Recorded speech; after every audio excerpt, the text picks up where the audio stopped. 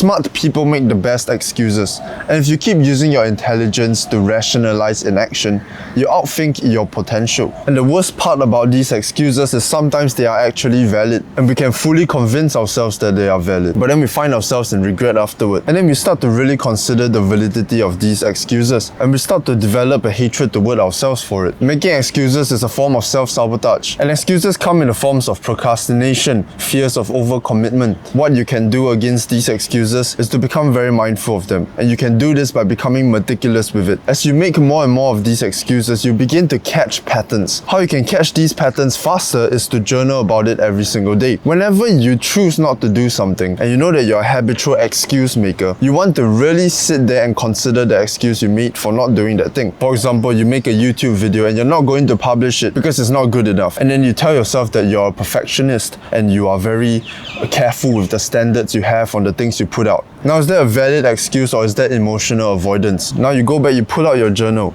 you sit there and really think, are you really a perfectionist or are you simply afraid? Do the benefits of not publishing that video and working on it further outweigh the benefits of putting it out there, working on the next video, review those mistakes and learn as you go? Let's say you want to make money, but you have convinced yourself that business, economy, studying are all very meaningless things. And then you think to yourself, there has to be more to life than this. And don't you think that there is more to life than sitting there in inaction, thinking that there is more to life than this? If you tell yourself things like, I can't study because I have a shit teacher, I'm going to become incredibly socially inept because my parents treated me like shit, and that's why I have low self-worth. And you can hold on to all these perceived symptoms, but what does that really do?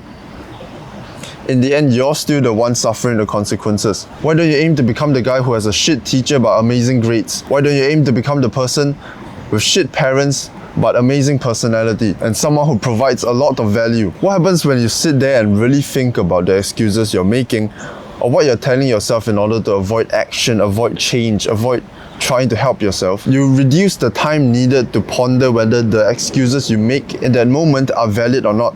Because let's say you've considered all these different things already.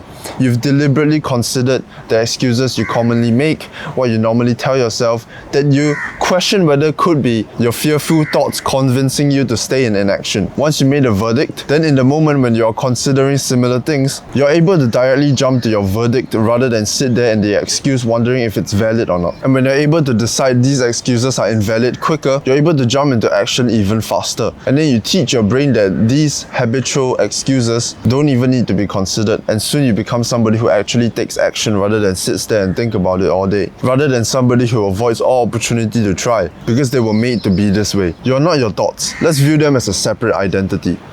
Let's try to work with them. Try to be a little bit more compassionate. You don't have to hate yourself for the thoughts you have. Another thing to take note of is to aim to build resilience even when it seems completely pointless. For example, let's say you're struggling with social anxiety and you really want to open up, improve your charisma, get closer connections, speak to more people, become somebody who's very open and friendly.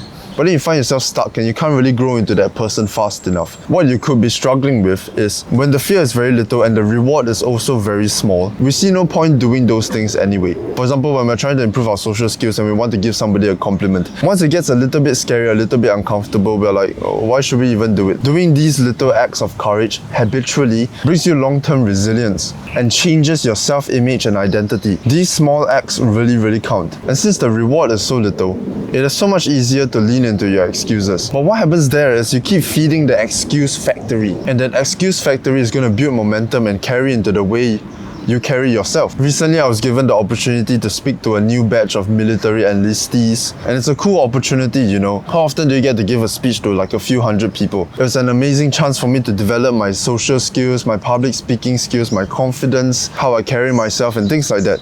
Perfect opportunity. It was exactly what I wanted. But unavoidably, I can feel the nervous energy build up.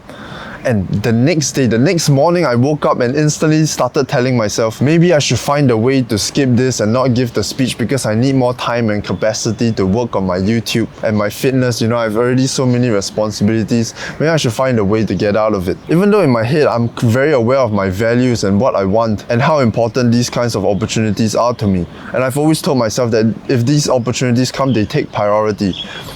The second I get an opportunity like that, fear immediately created excuses in my head that were kind of valid. And I was fully aware of the excuses I was making, but yet it would not stop coming up. It just really shows the dissonance between your thoughts and you. We can't control our thoughts, but we can control what we choose to do. And it's going to take quite a bit of mental capacity and a lot of discipline. But we have to hold on to some principles. And we have to be aware of the excuses we make so that we can live the meaningful and fulfilled life that we want to live. So, what excuses are you making? If you find yourself making any absolutely autistic excuse and you've just caught yourself, let me know them in the comments below, because engagement and then I gotta do this stupid fucking shit, okay? Fuck this YouTube shit, man, guys. Alright, anyways, good luck. I love you. To a better world.